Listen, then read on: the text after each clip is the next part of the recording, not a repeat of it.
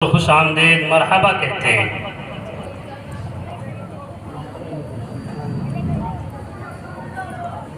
जी सबनाथ सिंह जी, छेवी नाथ सिंह, ये हमारे दियार के थाने के इंचार्ज। माशाअल्लाह एक मोहब्बत का पैगाम लेकर आए हैं और ये अदब इंसाफ के साथ पूरा ख्याल रखते हैं और रखना भी चाहिए। आज इस गुराना की धरती पर एक विद्या के मंदिर में जितने भी आज विद्वान हजरात उपस्थित हैं, मैं सभी का इस्तकबाल करता हूं थाने की तरफ से और अल्लाह से भगवान से ये प्रार्थना करता हूं कि जो लोग इस विद्यालय में जो मदरसा है जिसमें तालीम हासिल करने आए हैं, उन बच्चों को ज़्यादा से ज़्यादा बहुत कामयाबी हासिल हो और वो बहुत ऊंचे पदों पर जाए। दोनों शिक्षाएं चल रही हैं यहाँ पर, तालीम की भी शिक्षा है, वैसी भी पढ़ाई चल रही है। मैं मौलाना साहब बैठे हैं, मैं उनको बधाई देता हूँ। मैं एक बार बहुत पहले आया था और गुराना के अलावा और जो मेरे मंच पर जितने भी बाहर से विद्वान लोग आए हैं, नाम नहीं जानता हूं, लेकिन मैं सभी का इस्तकबाल करता हूं।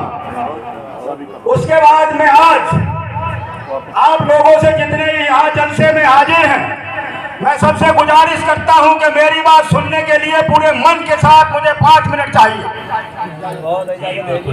सबसे पहले अभी हमारे मौलाना साहब ने बात रखी कि वो जन्नत, अगर इस्लाम धर्म को और इस कुरान को जो लोग पढ़ते हैं उनको जन्नत के तरफ धीरे धीरे सीढ़ियों पर चढ़ता चला जाता है। मैं उसी सिलसिले में एक कड़ी जोड़ना चाहता हूं कि यदि आप अपने दिल से तकब्बुर हटा दें और सच्चे मन से उस अल्लाह ताला के लिए अपने मन की उन जरूरतों को केवल मन से उनसे फरियाद करें, तो निश्चित तौर पर वो यह बात तय है कि वो किसी की झोली खाली नहीं रखता। रही बात कि हम और आप, आज ऐसा पहला मौका है जहां पर मैं केवल इस सनातन धर्म हिंदू धर्म को मानने वाला हूं और मेरे सभी इस्लाम धर्म के मानने वाले बैठे हुए हैं। मैं सभी लोगों के सामने एक बात कहना चाहता हूं कि ये अल्लाह और भगवान सिर्फ एक है और जिस दुनिया को बनाने वाला सिर्फ एक है। वो मेरे हिसाब से आप अल्लाह कहो, भगवान कहो, जिसने समुंदर, जिसने सूरज, चांद और हमारे लिए सारी चीजें मुहैया कराई हैं, वो अल्लाह और एक भगवान एक ही है। हमें इबादत करने के लिए हमारे हिसाब से हमें अपने अपने तरीके से उसकी इबादत करने का ये हिसाब है। मैं सबसे गुजारिश करता हूं कि दिल में जब भी आप लोग मंदिर में जाए तो ऐसे समझो मैं जन्नत में गया हूं। अब उसकी कल्पना करो, उस अल्लाह से मिलने के लिए जाओ। ये मन में इतना चला मजबूती के साथ होना चाहिए। और जितने भी लोग हैं यार, सभी से एक गुजारिश है, उन मोहम्मद साहब के यारे में अगर आप लोग सच्चे इस्लाम धर्म को मानने वाले हैं तो ये गुजारिश करता हूं कि सबसे पहले जब मोहम्मद साहब ने 40 वर्ष के हुए, मैं ज्यादा नहीं जानता हूं, इसी के सभी हजरातों से जो कुछ मैंने सीखा, 40 वर्ष के बाद गांव वालों ने उन्हें घर से निकाला। तसल्ली नहीं हुई उनको, उनके ऊपर पत्थर बरसाए, लूलुहान हो गए, इतने लूलुहान हो गए, लेकिन उनके मन से उन पत्थर मारने वालों को एक भी बद्दुआ नहीं की। ये कहा है मेरे मौला परवरदिगार, इनका दिल बदल दे। ये मुझे नहीं जानते हैं और तुझे नहीं जानते, इनका ऐसा दिल बदल जो तुझे समझ सके। ये नफरत जो करने वाले लोग हैं, जितने मेरे नौजवान बैठे हुए हैं आज, मैं उनसे गुजारिश करता हूं कि कम से कम उस इस्लाम धर्म को मानो। जरा सी बात कोई भाई कह दे देता है तो आप लड़ने और मोड़ने पर तैयार हो जाते हैं।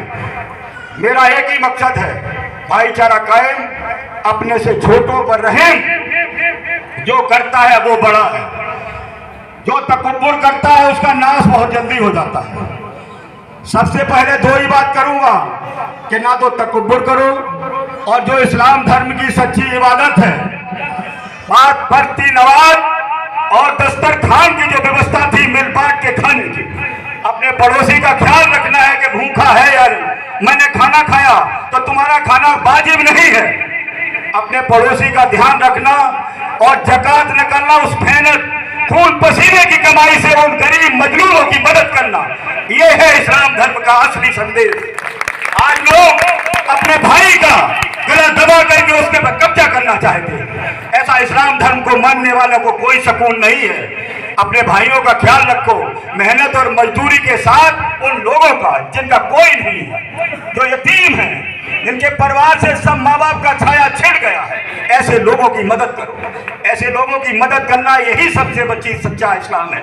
मेरा आप लोगों से इतनी ही दरखास्त करता हूँ कि मैं पुलिस से हूँ, थाने में हूँ, आप लोगों के सामने इतनी बात कहता हूँ कि यदि आप लोगों को कोई परेशानी है, आप कानून का पालन करें, मेरा नाम कानून को अपने हाथ में न लें। यदि आपके सामने कोई समस्या आती है, परेशानी आती है, तो आप निश्चित तौर पर आइए।